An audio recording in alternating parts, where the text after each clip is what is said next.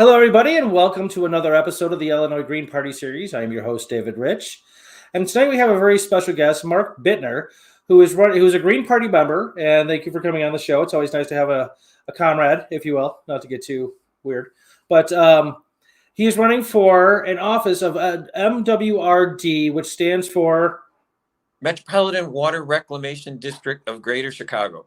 There you go. You actually worked there for a while and took an early retirement. Is that correct? I worked there for 9.3 years, and with my age and with the number of years, I was able to retire with a pension full retirement. That's lovely. That's nice. And not a lot of people in this country get that benefit. So good for you. And so you're running back for the commissioner, right? That's the name of the office you're running for, is commissioner? Yes.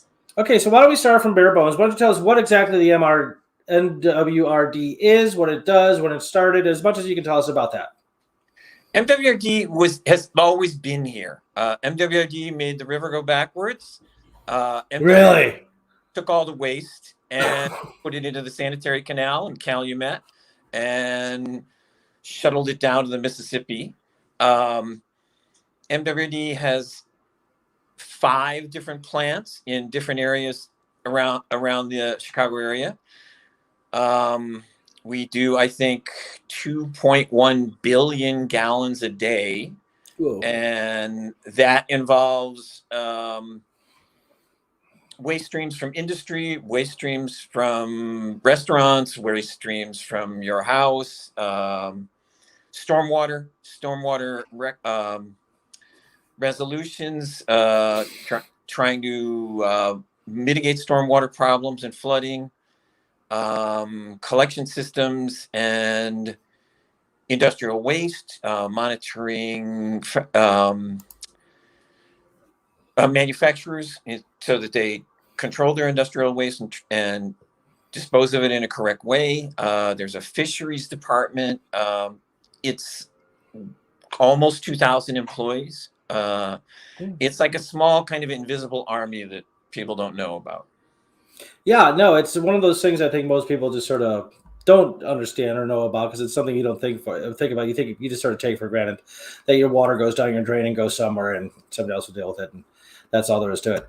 But that's a great deal of labor and effort and logistics, and definitely responsibility too, because I know just the history of runoffs and corporations, spilling toxins into water sources and that kind of thing. Though you are the people that would actually directly address those sorts of things, right? Yes, there's an entire department, Industrial Waste Division, that makes calls on all those people. And actually, I used to do it in New Mexico. We called it pollution control. And I was the restaurant inspector for their grease traps, which they have in the back. They wash their dishes. They do a lot of different things. A lot of grease goes out of a restaurant into the drain. And then they have a trap system in their parking lot, usually, that kind of traps the grease and lets some of the water go by into the sewers. And then the grease is siphoned off by a Vector truck on a regular basis. And that is another part of the industrial waste, is to inspect restaurants' waste grease traps. I was the grease police, as we used to call it. Oh, I worked in restaurants for a long time. No, I remember people like you. Yeah. We always loved it when inspectors came by. Well, I wasn't one of the worst, but I had some very complicated arrangements with some of the Vector trucks. There's an entire army of people that inhale that grease and then either process it. Some people are using it for biofuels, right, or they are disposing of it in sanitary waste sites.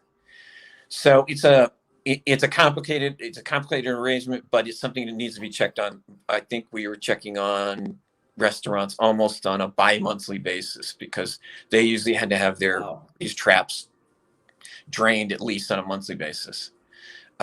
Grease builds up, and absolutely, yeah, quickly too.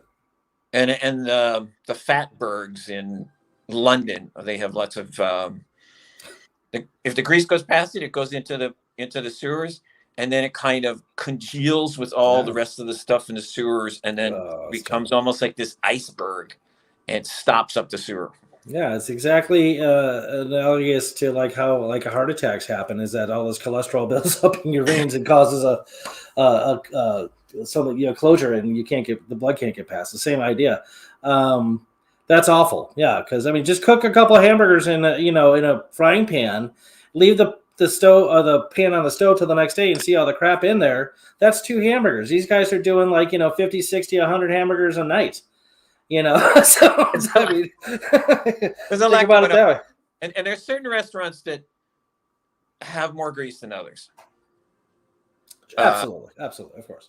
A sushi restaurant's not going to have very much. No. Compared to a burger joint. I think in London it was Indian restaurants had a large amount of grease, and in New Mexico there was a lot of lard from Mexican restaurants. That's right. Lard's a very important ingredient in Mexican cuisine, and which is fabulous to eat. Don't get me wrong. It's not healthy, but it definitely tastes good. So yes, I could easily see that happening for sure. Well, that's really interesting, and so there's probably a lot of really interesting stories that you have. Probably some very disconcerting about. Yes. Some of the. Could you give us an example without implicating yourself? Or I mean, implicating anybody. I shouldn't say yourself. Unless you want to implicate him. I used to go by the same restaurants on a bi-monthly basis. Okay. And I would crack the manhole, look at the grease, take the pictures, and prisons. Think about how many meals prisons have. And, sure.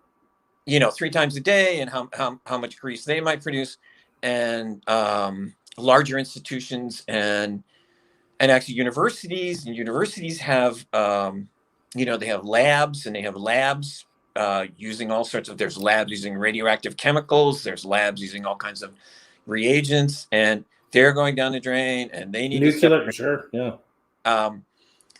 So yeah, I used to. If I had a restaurant that really wasn't really complying or being friendly, I would kind of wait till the guy's wife was there, and then I would pop the manhole on the grease trap, and generally cockroaches the size of your hands would crawl out of there. Oh God! And the wife would kind of scream and start screaming at her husband. So it's very clever approach. Get the one in the relationship that's more interested in cleanliness. Yes. Fierce sex. That's awesome. All right, so just a shout out real quick. We got Greg Bardick joining in, and Greg, we'll get to that dead zone. Yes, we're going to talk about that later. We talked about it a little bit before the show started. So Molly Mae Brady, hello, welcome back. She says yummy lard. Yes, lard is very tasty when you cook with it for sure, but it's really high in cholesterol. But okay, very cool. So the history of it, like I'm guessing you said it's always been here, and I know you were just being a bit hyperbolic, but did it start like in the late 1800s, at least in the Chicagoland area? And I also want to know how it is that they reversed the flow of the river. What does that mean? I know that they did that, but how? They dug the sanitary canal, and they put a series of locks down there also, and they dug it deeper, and the sanitary canal connects with part of the Des Plaines. And they also raised the buildings. In most, you'll see some houses still sunken in some neighborhoods, especially in Pilsen neighborhood and stuff like that. Oh, wow. But they raised the buildings, and because the water table was too high, to lay sewer lines and water lines in there. And there's also pictures of them, blasting these giant trenches and stuff like that in the sanitary canal to try to get it in there. And yeah, so, and then because before then, all the waste from Chicago and the stockyards was going down the river, Chicago River, and out into the lake. And out in the lake is the crib that pulls drinking water. Sure. And takes the drinking water and sends it back to the lakeshore to the drinking water system. So the pollution was going the wrong way. So they had to switch it, and then it cleaned. So they reversed an entire river. Yeah. Okay. I mean, I don't know what sort of like environmental or ecological effects that had, positive or negative, on the fish and the species and the plant species and everything else around the river. I mean, you start reversing the flow of an entire river. Wow. We really just do whatever we want, don't we? Okay.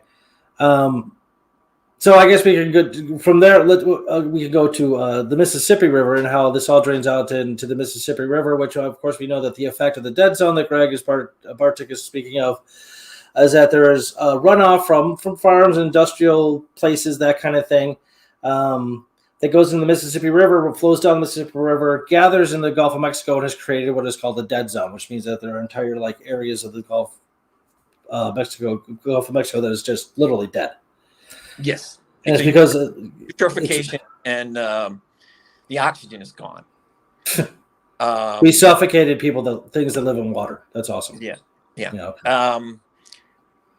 It's a number of different sources, but it's also part of the outfall of all the MWD plants. There has not been a limitation on total nitrogen, ammonia nitrite. There has not really been a limit on phosphorus, which is just coming in.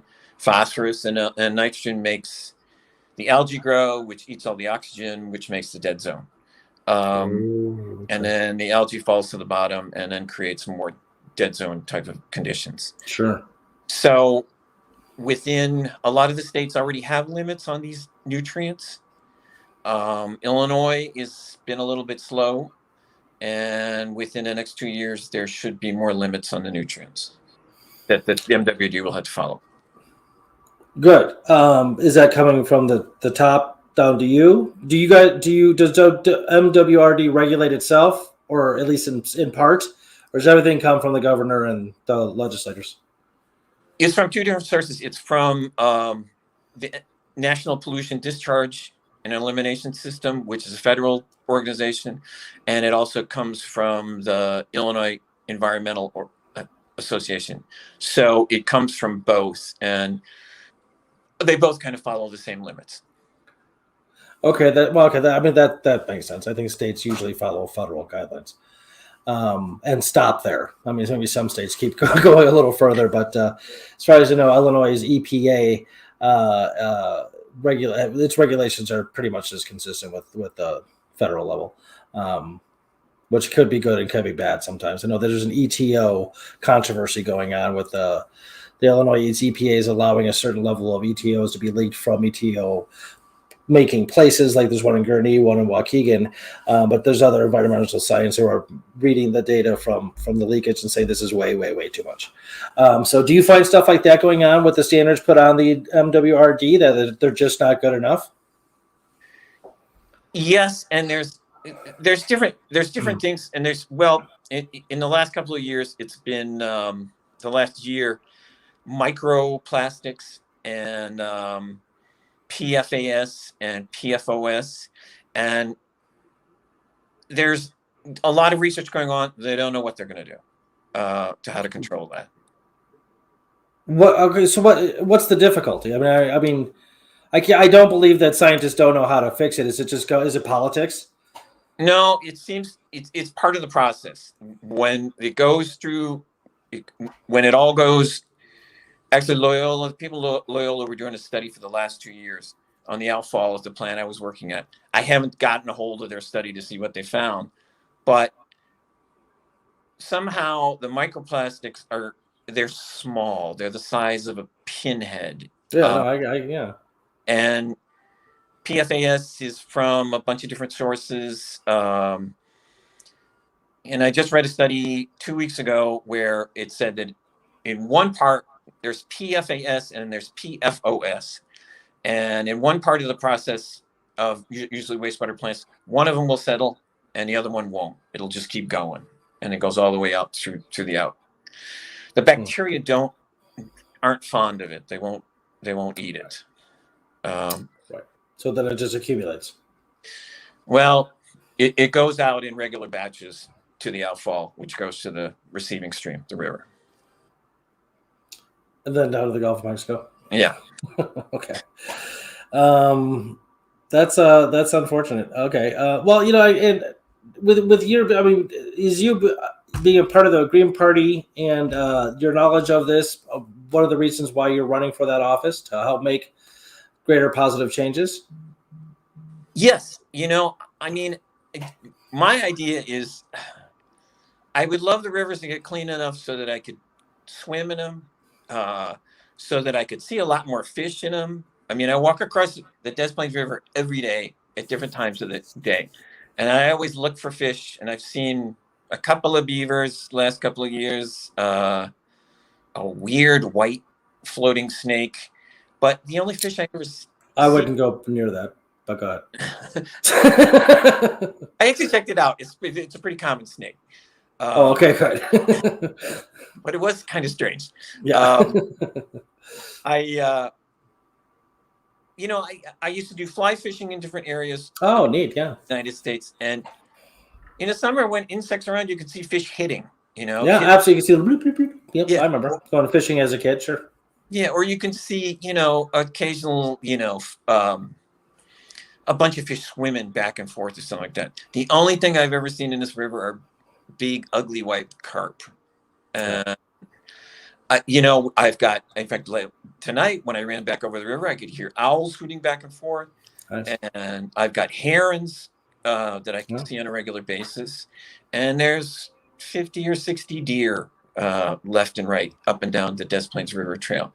So, I would love to clean it up good enough so that we could canoe, we could swim, we could catch fish and that kind of thing. And and I would also love to deal with the stormwater difficulties in a lot of neighborhoods. Go talk about that, because I know that I lived in Portland, Oregon, and I remember it was a huge issue out there. Stormwater drainage was you get a serious fine, if not arrested, for dumping stuff in down a sewer, like outside a stormwater sewer, because of, I don't even know why, but go ahead. Well, the stormwater sewers usually go straight to the river. So that's why. Yeah. So they don't have any treatment. That's probably why they were upset about dumping. But my parents lived in Mount Prospect. My mother would practically have a heart attack every time it rained, because this was before the deep tunnel was built and the sewers backed up into our basement on a regular basis. Oh, yeah.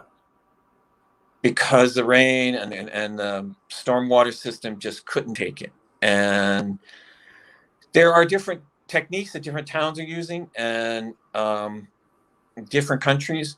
They're making towns more, they call them sponge city. They put permeable pavement. They put bricks that have spaces in it.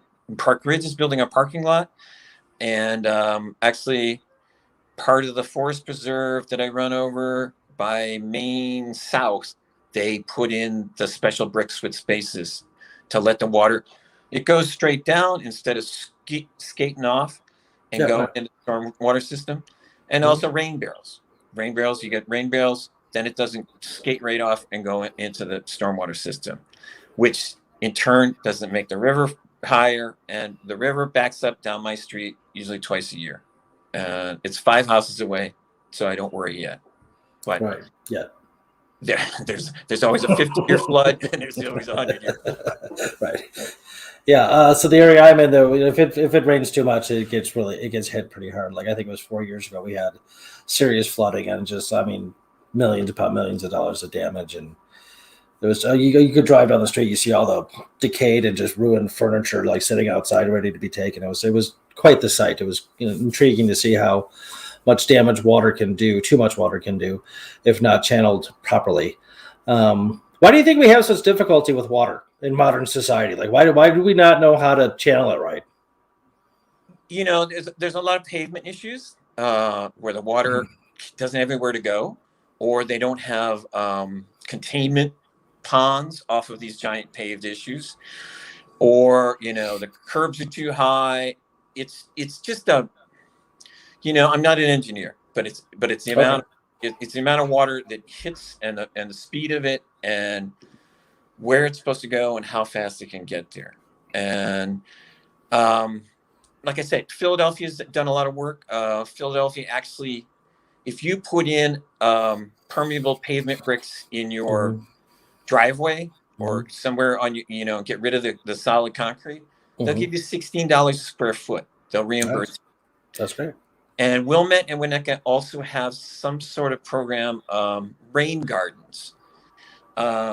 You dig Rain garden, no, yeah, for sure. Go ahead. you dig like a 4x4 trench that's about 3 feet deep and on the side of your house. And actually, there's one down the block that has a huge one in their backyard.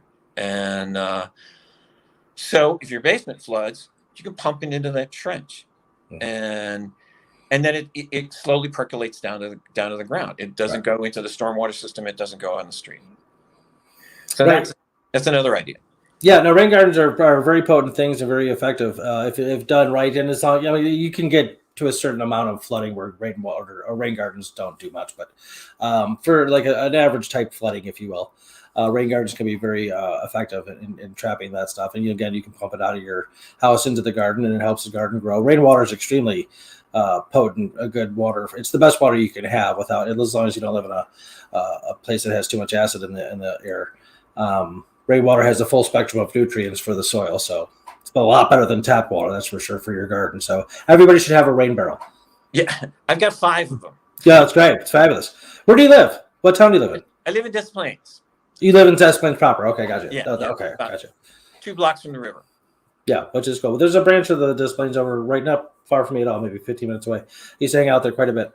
And I just going back to what you said before about like, the insects and stuff like that. And I just remember, as a kid, like nowadays compared to like when I was a kid, you see a lot less bees, a lot less butterflies, and very noticeably a lot less lightning bugs, fireflies. And I know that I don't know exactly why, but it certainly has something to do with environmental problems, right? I do have a background in entomology and plant pathology. Oh, fabulous. So insect populations are seasonal. It depends on the temperature of the ground. It depends on their breeding season. It depends on all sorts of things that you don't know, whether or not they're going to have huge populations or low populations. Cicadas come every 7 years. They were kind of okay. Everyone thought they were going to be bad last year, and they weren't that bad. Yeah, I know. Everybody was like terrified. It was just going to like keep them up at night, and like nothing happened. It was like Y2K. Yeah. So bee environments and butterfly environments, they do need a lot of help. They do need pollinating. Wildflowers. Yeah. And there are people planting them, and I've got a bunch of milkweed, 2 different kinds of milkweeds at my house, and I need to start digging them up and giving them to neighbors and things like that. Yeah, you can buy, just so you know, folks, you can buy wild seed seeds, sorry. And just, when you're driving around, if you see a spot that nobody's going to mow, if it's public, just take a handful and throw them out there. Do your part. Bring them back, because we definitely need them back. And you can grow your own wildflower garden at your house, and wildflowers are gorgeous. They're absolutely beautiful. You worked at a garden center, and we sold wildflowers. They're absolutely gorgeous. From echinacea to milkweed and all sorts of things in between. It's just, you can produce a really, really beautiful garden with them. So yeah. And they take a lot less water. That is true. Yeah, they're very low maintenance. They grow easily in the wild, thus the name. Okay, so what was your experience in MWRD? You worked there for 9.3 years. What did you do? I was a treatment plant operator. Oh, okay. Okay, cool. So every day we went around to all the different stages of the plant where the treatment process is happening, took samples at different parts, took them back to the lab, processed them, saw what the results were for each one of the samples, and then reported them to the bosses, and they would generally make adjustments within the process, like rate of flow, rate of wasting, that kind of thing.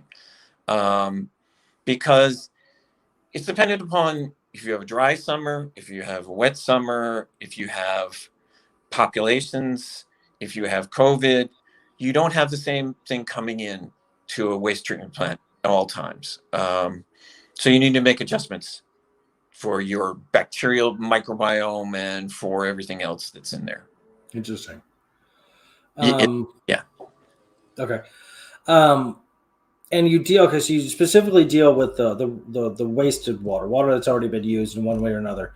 Now that might be a bit disconcerting to some people, just the image of it, the notion of like what exactly is in the water before it gets reprocessed and then put back into the river to be used again later. What is the process of purifying the water?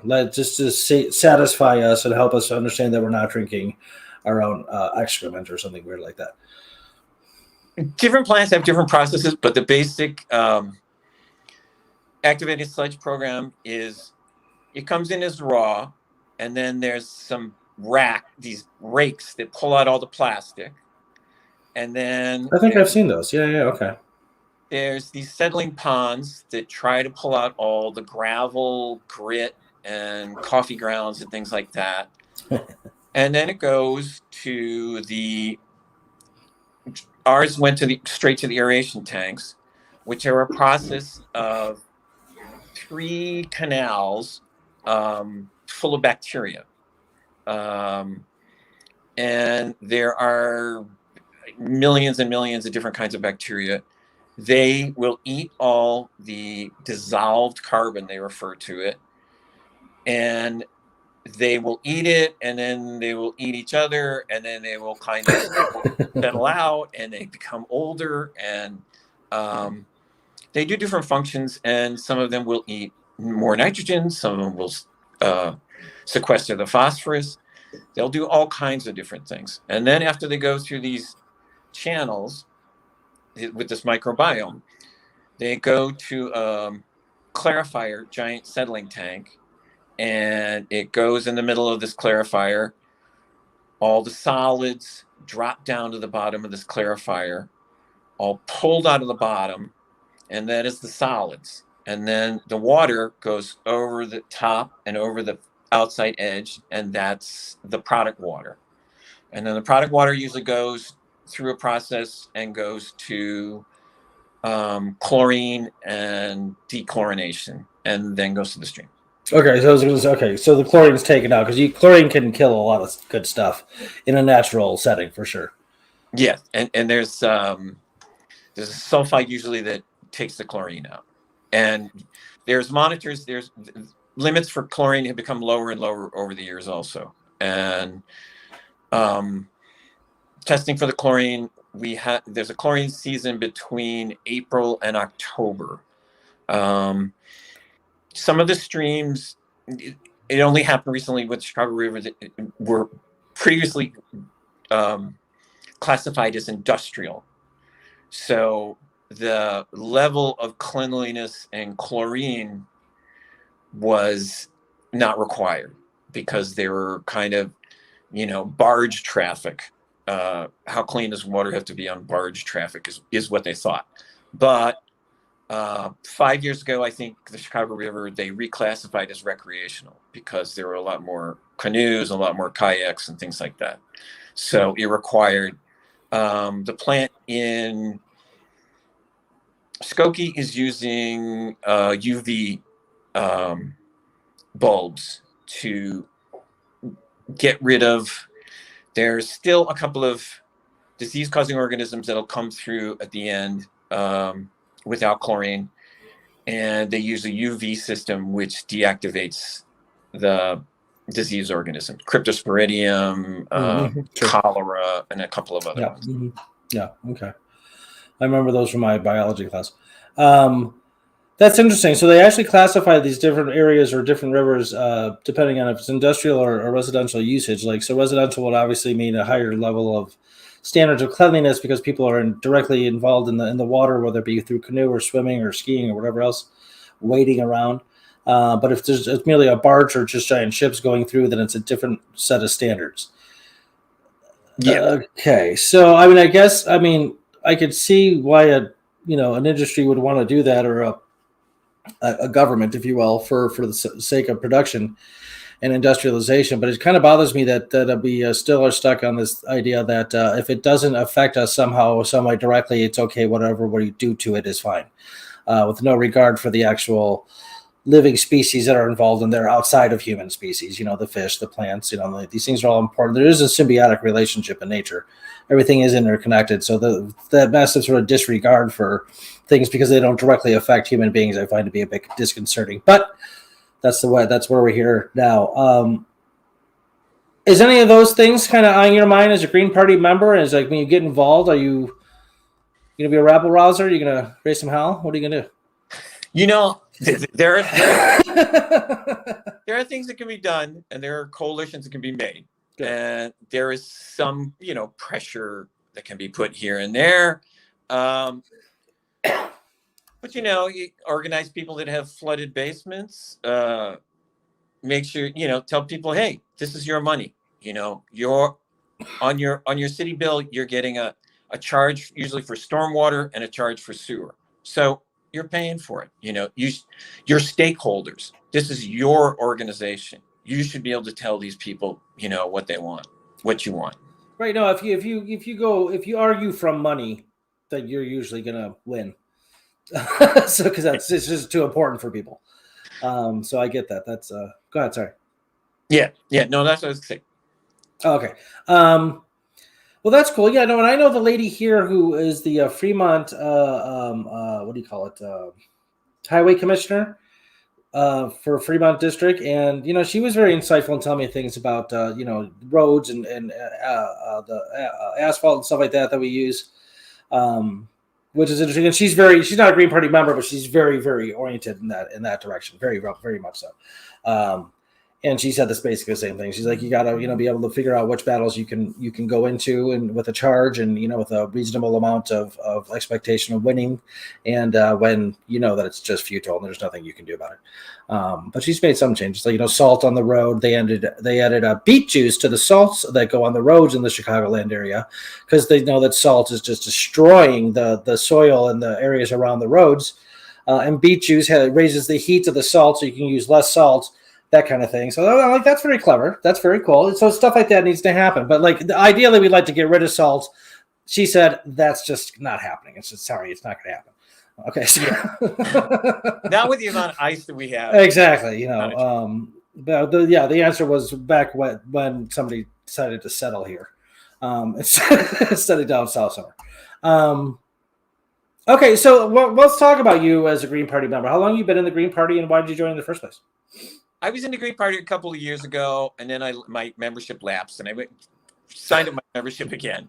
And actually, I had talked to somebody 4 years ago about running for commissioner, and I don't know, the guy left or some argument happened, and he never got a hold of me again. So I never understood the process. So I retired last April, and I've kind of tried to discover the process and the possibility, and actually I've been encouraged by some other people because there's a possibility that 4 seats are going to open up. Okay. 3 for sure, but possibly 4. Equal seats? Yes, it's all commissioners. How many commissioners does this place have? 9, as I remember. Okay, because I guess when I think of commissioner, I think of 1. No. But okay, there's a multitude. So it's like a board of commissioners. Yes. Is it a democratic sort of process? Do you guys vote on things? And then how does a policy go through if there's 9 people? They have monthly meetings, and things are brought up, and they have to have so many people vote on everything, and there's all sorts of different issues that come up all the time. Okay. But that's like what is a commissioner? Last time I listened to a meeting, they talked about a number of things. The other thing with the district owns immense amounts of property, more than the Forest Reserve, possibly more than the state of Illinois. What? Yeah. All the rivers, all the sides of the rivers, just immense everywhere. Okay. And that's also another benefit that I would like to get into. I ride bicycles everywhere. So if a bicycle route was probably going to be going, there's a 50-50 chance it's going to be on MWRD property. So that's another thing I wanted to kind of look at. So, like the bike trails next to the Des Plaines River, that's you guys? No, that is it actually used to be the old road, and Oh wow. there's still giant paving stones that come up in the middle of that at times, and I have to dig them out so I don't trip over them every time. But they're huge. They're like the size of your bicep. They're monstrous. They used to be bigger. Yeah. So yeah, there's and there's kind of an extensive system up in Skokie, bike trails in Skokie that are part of it. And isn't the Des Plaines bike trail like just like massive? Like, or am I thinking of something else? Maybe I'm thinking of just Lake County bike trails. It's just through the woods. A lot of it's crusher fine gravel, and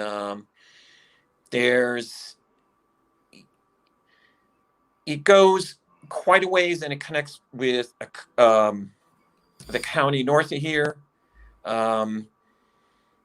People have told me they've ridden it all the way down south. I think it's really long.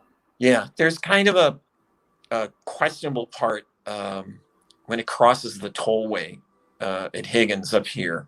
It goes into a kind of a semi-residential. It kind of gets lost. Okay. So it's not really developed there. Oh, okay. Okay. So, okay. Interesting. So what does it is MWR is it privately owned? The way I like to refer to it, and I used to be in park districts, is a public-private partnership. Yeah, no, there are hybrids out there. I worked for a hospital, OHSU in Portland. It was a hybrid. I get it. Yeah. I mean, in other parts of the world, it's a utility, and right. it's usually run by the government. Does it make a profit, or is it nonprofit? Do like the CEOs, commissioners, whoever, are they banking? There is, they get Fitch ratings every year. Okay. For their fiscal responsibility, and they balance the budget every year. Okay. And so, and actually with industrial waste, whatever those people are dumping down, you take a sample and you charge them for what that impact is on the sewer plant. So the people that are dumping on a regular basis have to pay the MWD a certain percentage. And then there's on some of the real estate, there's rental coming in, and yeah.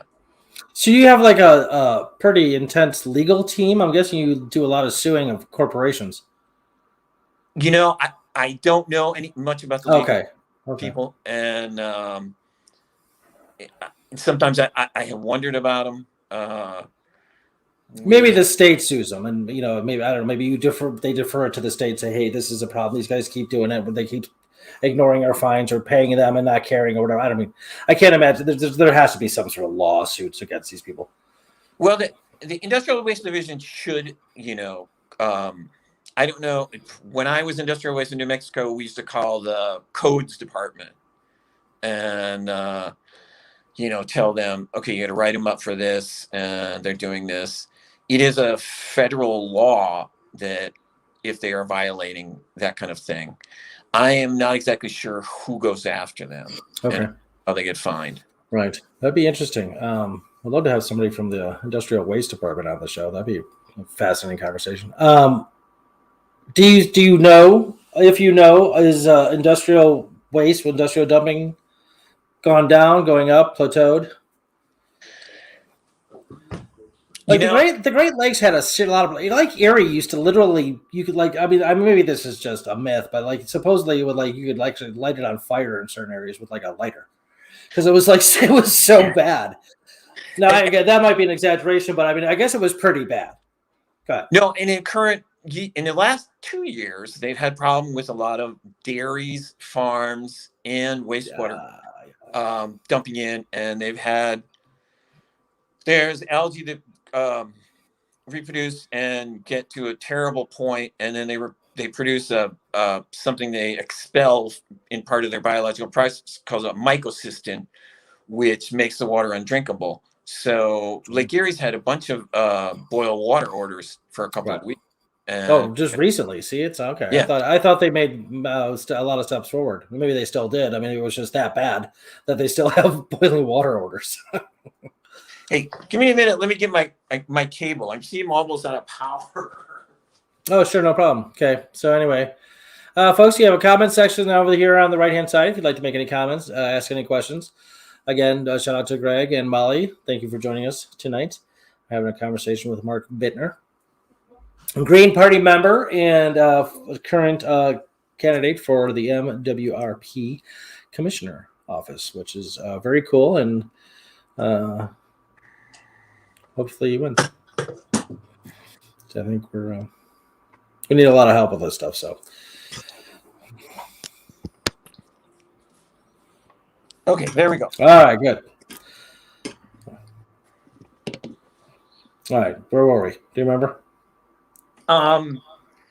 Industrial waste, whether or not it's increasing or decreasing. Right. There have been breweries. Breweries have an incredible. There's hundreds of breweries now. I have heard anywhere between 3 and 5 gallons of waste for 1 gallon of beer. They are producing a great deal of stuff that goes down and needs to be processed. That industrial waste is easier to take care of than plating companies and paint companies and metallurgy processing companies and what is that stuff that comes from coal plants? Coal ash. That happens a lot down south. We have a lot of. Illinois is probably the largest coal mining state in the country. A lot of people don't know that. So you have a lot of that stuff going on down south. That stuff, I don't know how they process it, and I don't know how it goes into the system, and I don't know how I always see these pictures of these ponds with all this stuff, and they're lined with the stuff. But what happens if it rains 1.5 inches? What are these ponds going to do? They're going to come over the top. It's going to run down the street and run into the sewers. It's a part of industrial waste that I don't know. But yeah, that's out there too. And actually, I had just read because of phosphorus limits, there are some places that have outlawed phosphorus in lawn fertilizer. Because of runoff, yeah. Yeah, because you can get big fines for that. They put it on, you put it on granule on your lawn. It rains real hard. It goes up the curb and it goes into the sewers. And so that's another way they're trying to limit phosphorus and limit an industrial waste kind of thing. Do you think this sort of like, throwing Band-Aids here, there, this patchwork, piecemeal fixations, do you think they're going to be effective enough to solve like a long-term problems with water damage? Going after somebody's, lawn fertilizer. Okay. It's like going after somebody's one person's lawnmower, to reduce, carbon emissions in the air. I understand that we need to do that. But I mean, what about the big dogs? The ones that are doing the massive, why are you going after a guy with his lawnmower and instead of going after corporations that are emitting just a gazillion tons a day? Go ahead, sorry. It's an enforcement issue. It's a monitoring issue.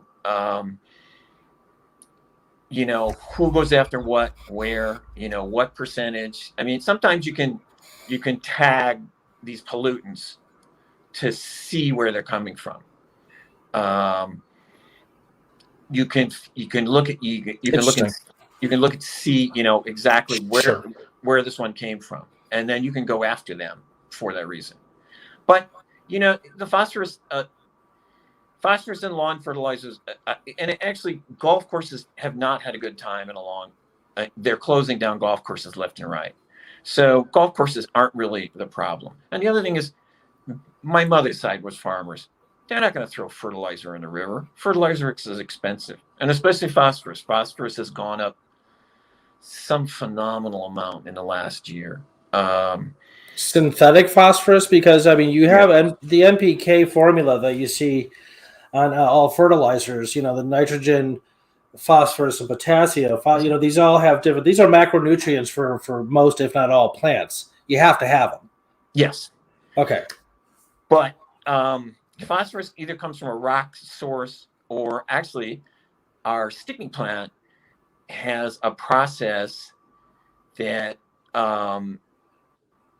sequesters it out of part of the biological process. So it sequesters it out. A company puts it into granules and sells it as phosphorus fertilizer, Ostara. So, I think it's a lot of different sources of phosphorus. Absolutely. Oh, no. The other source of phosphorus I was seeing for certain plants was fall, dead leaves. Yep. For some reason, goes in and is underwater and releases phosphorus. See, but that's a natural cycle. I mean, that's what nature does to perpetuate itself. But leaf mulch or leaf compost is extremely potent stuff for your garden. It's good. That's good stuff. My mother asked me to rake the leaves a couple of weeks ago, and I said, no, leave them there, let them biodegrade. That's great for the soil. Go ahead. I know. And plus, I didn't want to. I worked as a horticulturalist for the city of Alexandria, and neat. We had these giant mountains of leaves that one guy did nothing but push them and kind of compost them. And I'm telling you, they were the size. It was like a whole entire block of leaves. Well, that's a lot of leaves. And it was always smoking, and because this guy was pushing them and composting. And yeah, well, that's good. That's healthy. So for all 3 plantings, we put a good foot worth of those leaves, and they disappeared by the time we pulled the plants out 3 months later. Oh, they biodegrade very quickly. That's what people don't understand. That's why they rake their leaves. They're afraid if it's going to snow, catch the leaves, and it's going to kill the grass. I don't know where that came from. It's a complete myth. No, I mow mine usually.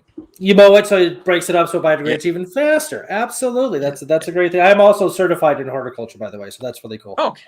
Yeah. But there's a bunch of different sources of phosphorus. Mm-hmm. So what we can do about anything or everything is, necessary. Fair enough. No, that's true. We're at that point. It's unfortunate, but you're right. We're at that point. It's just going to get more and more strict, and that's part of the difficulty in looking at the future brightly is, and all the attempts to fix all the damage that we've done and to stop it and slow down climate change and even just localized pollution requires a lot more regulation. And people don't like that. They just don't like it. I mean, I don't like it either. But we should have been doing the right thing this whole time, and we wouldn't be here.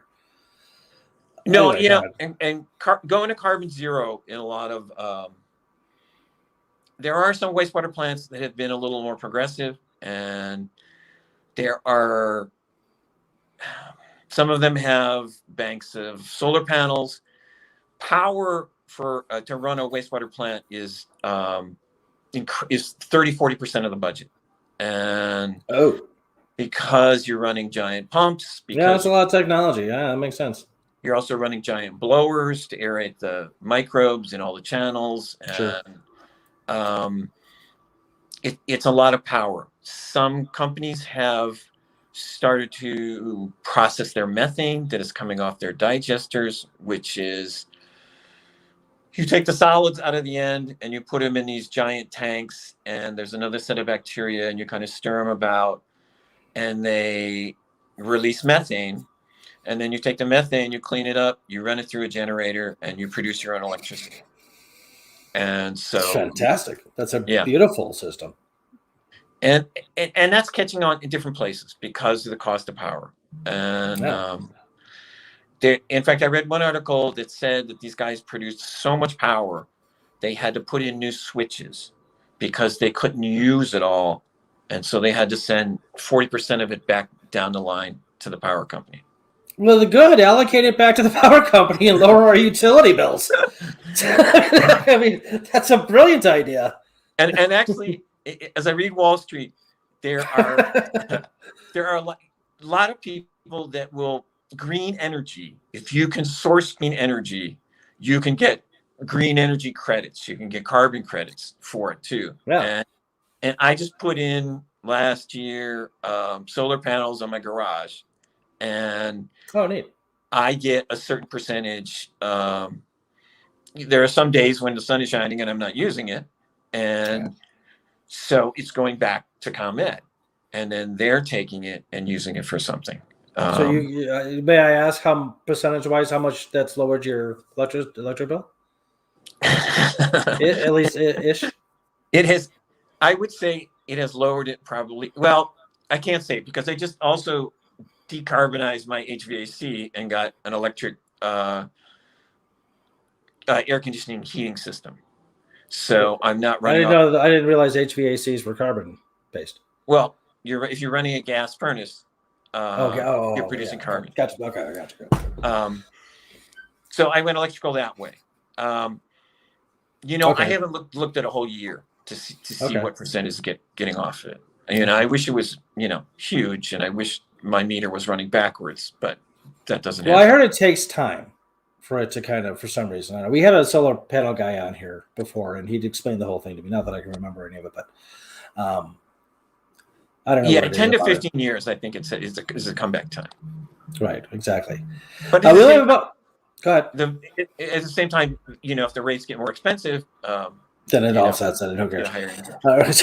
Exactly. We only got 4 minutes left, so I want to ask you about your campaign. Tell us about your campaign. What does it look like? Where are you going? How are you getting yourself out there? Besides being on the Illinois Green Party series. I have I'm feeling my way around, and I just kind of got endorsed last week. So I haven't really done anything that way. And talking to Anna, no, it's early. And we have to get signatures within the next 3 months. That position needs signatures too. Yeah. Like, do you know how many? Close to 3,000. Come on. Okay. Yeah. And rigged. Well, it's just the way it's always been. At one time, long ago, I believe that they were appointed positions by the city of Chicago. But that was probably... That is interesting that it's an elected position. It's like, it's like the Lake County coroner is an elected position. I said, well, I had them on my show before. But what does a coroner have to do with politics, or politics have to do with being a coroner? I don't get it. Is a Democrat going to bag a dead body different than a Republican? But this it does tie into politics, because it ties into things like pollution and climate change, and on different sides you have different ideas about that. So it could be very important. Yeah, I mean, it should be an elected position, and whether or not, boards and commissioners, whether or not they're towing the line, whether or not they're keeping up the standards, whether or not they're taking suitcases full of money, there needs to be some sort of control over it. So if it's elected, if it was appointed, nothing would happen. If it's elected, you hope to be able to call these people on a carpet. Right, exactly. Yeah, appointees is, especially when you're making policy for people. It's one of the arguments against the Supreme Court is like, now we're screwed for the next 50 years. Because 9 people. Anyway, exactly. You stack it to court. That's a very, very, very powerful and dangerous position. So we have time before the election. Is it the typical election cycle, like next November? Is that when you're same thing? It's not like an April election or anything strange like that? No. I believe it's April, but I believe it is April. The timeline has moved.